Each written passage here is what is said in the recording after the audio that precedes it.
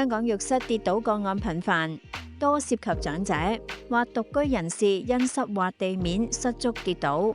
研究顯示，香港每年有約6000名長者因為跌倒導致骨折等嘅問題，而廁所浴室係其中一個高危地點。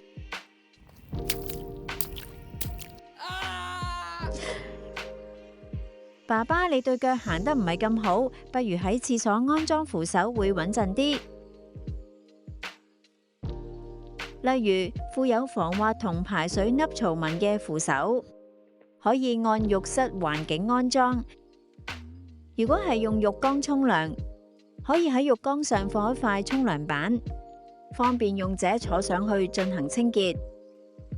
另外，如果浴缸有一定嘅高度，為咗免長者跨過時跌倒，建議有一套專門放喺浴室使用嘅踏板，咁就唔怕長者跌親。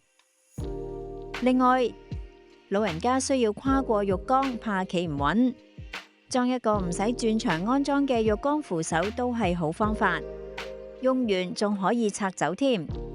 屋企用企缸又點樣呢？我哋可以放一張沖涼椅，方便淋浴。沖涼椅分為有靠背或冇靠背，有啲仲可以360度旋轉。你可以視乎需要選購合適嘅沖涼椅。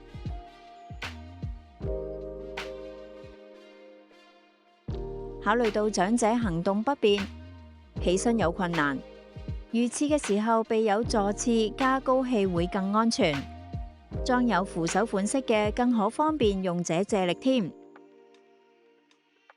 又或者喺坐廁牆身裝一個可折式浴缸坐廁扶手，都係一個好嘅解決方法。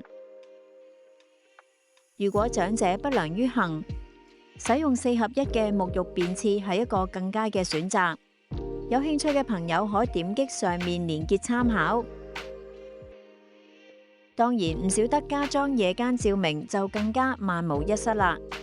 使用浴室輔具，守護居家長者，既安全又安心。